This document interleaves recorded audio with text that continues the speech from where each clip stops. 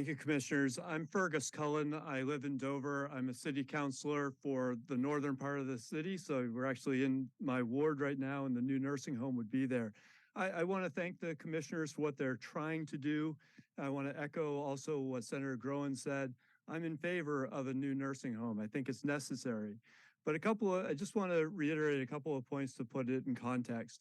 The largest project that has been built, public project that's been built in Strafford County ever, was the new high school, Dover High School, some 5 years ago at $89 million. So this project is nearly twice as big as the largest public project that was built in this county ever. I think that context is important on this.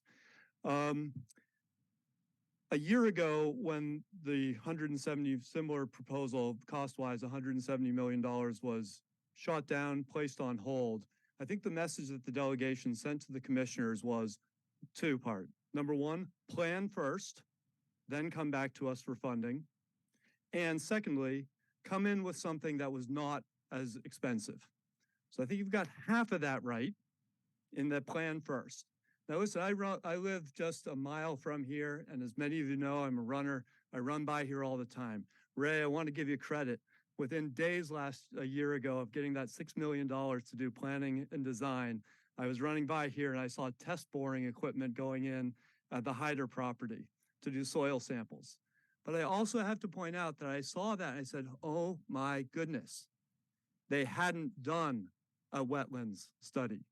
They hadn't done soil sampling.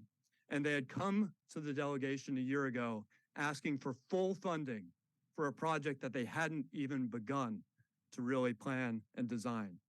So I have to say, your credibility took a hit with me on that. The architect, I appreciate your professionalism and the design that you've done.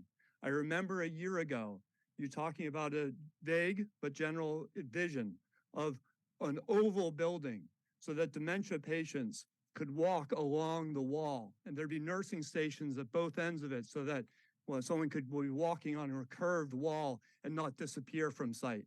It was a nice idea and a nice vision. And here we are a year later with something completely different.